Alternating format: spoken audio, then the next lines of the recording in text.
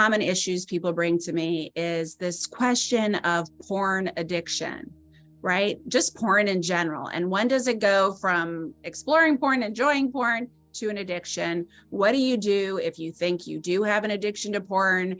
And what do you do if you love someone who may have an addiction to porn? We're going to be tackling all of that this episode. So pornography, it's everywhere, okay? On our smartphones, on our computers, you can't escape it if you want to see it. And kids are getting exposed to it earlier and earlier because of how easily accessible it is.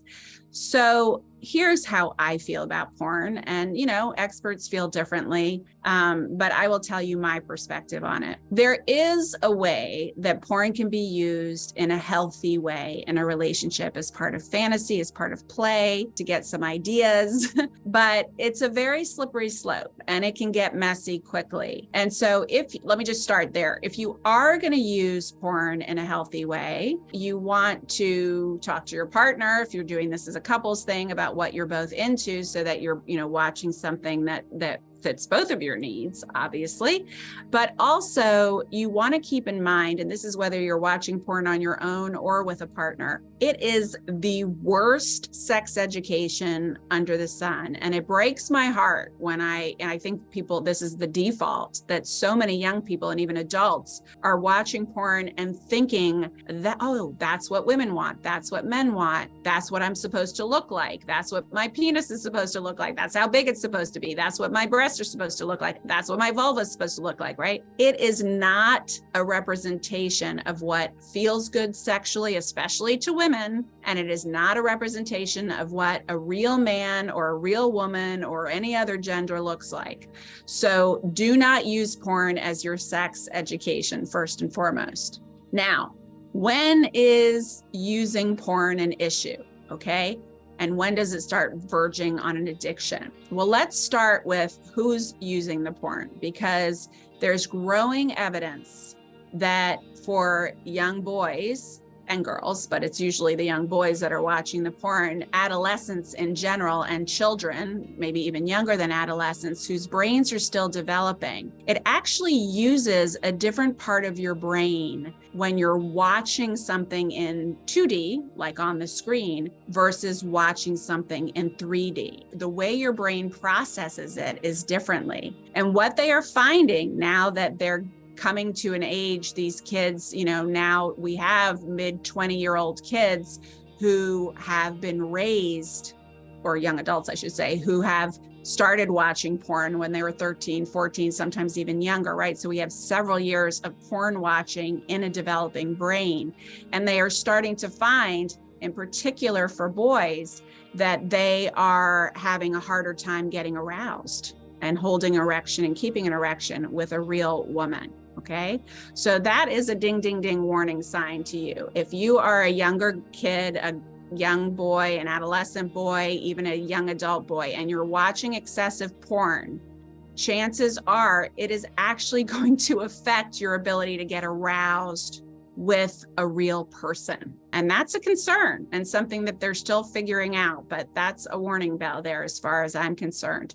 The same is actually true for adults. If that is your primary sexual outlet and sexual exchange is with porn, and you're doing it on a regular basis, you are now training your brain for that 2D response to your arousal. So you have to be careful of that. And that's, we're not even talking about addiction yet. We're just talking about consistent and regular use. Now, when does it become an addiction? It becomes an addiction when it is getting in the way of your life. Okay. So how does that look like in action? Well, you are unable to get aroused without the use of porn. So you have to watch it to get aroused. You are sneaking and doing it. And we'll put a pin in that because I'm going to get to, the porn shaming and why people sneak. Because, there are a lot of these relationships where one partner, usually the woman, says to the man, you're not allowed to look at porn. That's cheating. Put a pin in that. We're going to get to that.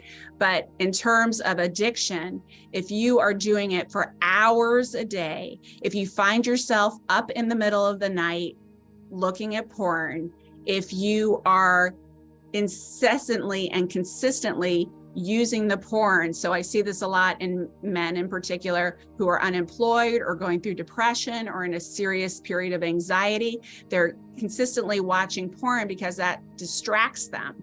It's used, the reason it's considered an addiction is because it's used the same way as alcohol or drugs. What happens with addicts to alcohol or drugs? They're using that substance to distract them from their pain.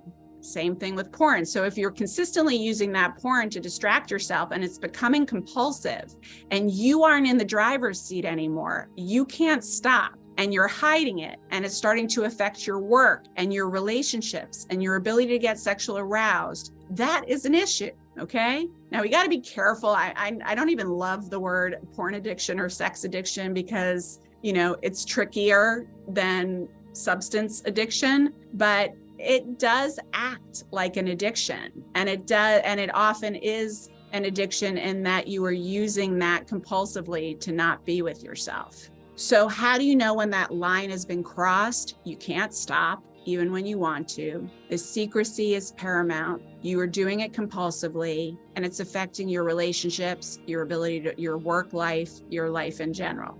There are so many treatment programs available for sex addiction and porn addiction. They go hand in hand, even though they look differently. And it really is a similar process of 12 steps. With porn addiction, as opposed to sex addiction, it's not like if you're an alcoholic, you're never going to go in a bar again and you're never going to drink again. Obviously, if you're a sex addict, we want you to have sex again.